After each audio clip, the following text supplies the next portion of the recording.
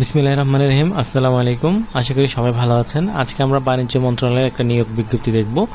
যে নিয়োগ বিজ্ঞপ্তিটা 16 মে 2024 প্রকাশিত হয়েছে এবং এর আবেদন প্রক্রিয়া শুরু হবে 20 মে 2024 থেকে এবং আবেদন গ্রহণ চলবে 10 জুন 2024 সাল পর্যন্ত। এটা আমরা দেখতে পাচ্ছি বাণিজ্য মন্ত্রণালয়ের আন্ডারে আমদানি ও রপ্তানি প্রধান নিয়ন্ত্রকের দপ্তর, জাতীয় ক্রীড়া পরিষদ, লেভেল 15 থেকে এই বিজ্ঞপ্তিটা চাওয়া হয়েছে। তো আমরা এখানে বরাবরের মতো নিয়োগ বিজ্ঞপ্তি দেখতে পাচ্ছি এবং এখানে আমাদের টোটাল পদের সংখ্যা, শূন্য পদের সংখ্যা হচ্ছে 6টি এবং এখানে আবেদনের সুযোগ রয়েছে। তো চলুন আমরা একটু দেখি। এখানে আমরা দেখতে পাচ্ছি প্রথম যেই পদটা সেটা হচ্ছে শার্টলিপিকার কাম কম্পিউটার অপারেটর পিএ, অর্থাৎ হচ্ছে অ্যাসিস্ট্যান্ট হিসেবে 11তম গ্রেডের একটা পদ এবং এটা শিক্ষাগত যোগ্যতা হচ্ছে কোনো স্বীকৃত বোর্ড হতে উচ্চ মাধ্যমিক সার্টিফিকেট এবং কম্পিউটার পরিচালনায় দক্ষতা থাকতে হবে। সেই সাথে সাথে শার্টলিপিতে সর্বনিম্ন ইংরেজিতে 80টি শব্দ এবং বাংলায় 50টি শব্দ শার্টলিপিতে টাইপ করার সক্ষমতা থাকতে হবে এবং কম্পিউটার মুদ্রাক্ষরে প্রতি মিনিটে ইংরেজিতে 30টি এবং বাংলায় 25টি শব্দ টাইপ করার সক্ষমতা থাকতে হবে।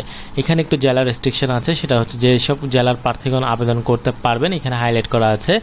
ঢাকা, গাজীপুর, নারায়ণগঞ্জ, শরীয়তপুর, কিশোরগঞ্জ, টাঙ্গাইল, এভাবে করে যে জেলাগুলোর নাম দেওয়া আছে শুধুমাত্র সেই জেলার বাসিন্দারা আবেদন করতে পারবেন। অন্যথায় এটিম ও শারীরিক প্রতিবন্ধীগণের ক্ষেত্রে সকল জেলার প্রার্থীরা আবেদন করতে পারবেন। এরপর আমরা দেখতে পাচ্ছি সার্টিফিকেট কাম কম্পিউটার অপারেটর 12তম গ্রেডের একটা পদ এবং এখানে শূন্যপদের সংখ্যা 1টি।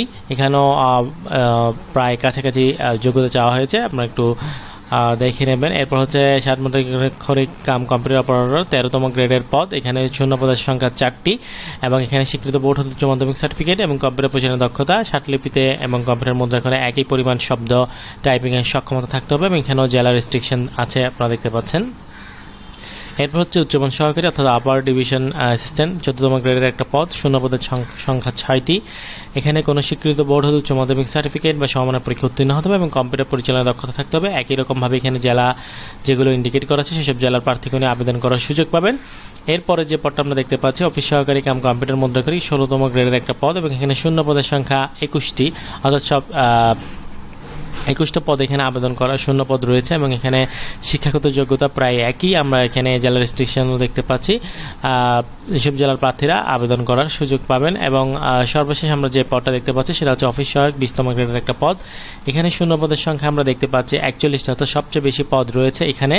এবং এখানে শিক্ষাগত যোগ্যতা বা অভিজ্ঞতা যেটা চাওয়া হয়েছে সেটা হচ্ছে কোনো স্বীকৃত বোর্ড হতে দ্বিতীয় শ্রেণীর সমমানের জিপিএতে এসএসসি বা সমমান পরীক্ষা উত্তীর্ণ এসএসসি পাস হলে আপনি আবেদন করতে পারবেন। এবং জেলা রেস্ট্রিকশন একই রকমভাবে এখানে যেসব জেলার নাম ইন্ডিকেট করা আছে সেসব জেলাগুলো এখানে হাইলাইট করা আছে। তারপর আপনি আবেদন করার সময় আপনি দেখবেন আপনার যে জেলার বাসিন্দা সেই জেলার নাম এখানে আছে কিনা। এরপর আমরা দেখতে পাচ্ছি আমাদের যে বয়সসীমা সেটা হচ্ছে 30 বছর এবং মুক্তিযোদ্ধা এবং ক্ষুদ্র নিগোষ্ঠী বা শারীরিক প্রতিবন্ধীদের ক্ষেত্রে 32 বছর পর্যন্ত শিথিলযোগ্য। এখানে আবেদনের ক্ষেত্রে সরকারি বিধিবিধান সবগুলো মেনে চলা হবে এবং লিখিত মৌখিক পরীক্ষায় কোনো প্রকার টিএডিএ প্রদান করা হবে না। এরপর আমরা দেখতে পাচ্ছি অনলাইনে আমাদের আবেদনটা শুরু হবে 20 মে 2024 সকাল 10টা থেকে এবং আবেদনপত্র চলবে 10 জুন 2024 পর্যন্ত।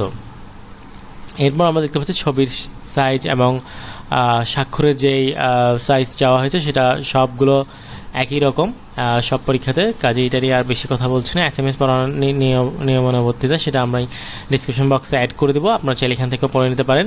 এবং সর্বশেষ ফি যেটা 1 ও 2 নং পরীক্ষার জন্য 23 টাকা এবং টেলিটকের চার্জ ফি 35 টাকা এবং 3 থেকে 5 নং পদের জন্য 200 টাকা এবং আবেদন ফির চার্জ 23 টাকা সর্বমোট 223 টাকা এবং 6 নম্বর পদের জন্য 100 টাকা এবং আবেদন চার্জ 12 টাকা 123 টাকা আপনাকে 72 ঘন্টার মধ্যে পে করতে হবে। এবং এই প্রসেসটা আপনারা সবাই জানেন, তারপর আমি অ্যাড করে দিব ডিসক্রিপশন বক্সে, সেখান থেকে দেখে নিতে পারেন অথবা চাইলে এটাও পড়ে নিতে পারেন। তো সার্কুলারটা বারবার পড়ে নিয়ে আমার মতো সবচেয়ে বেটার হয়।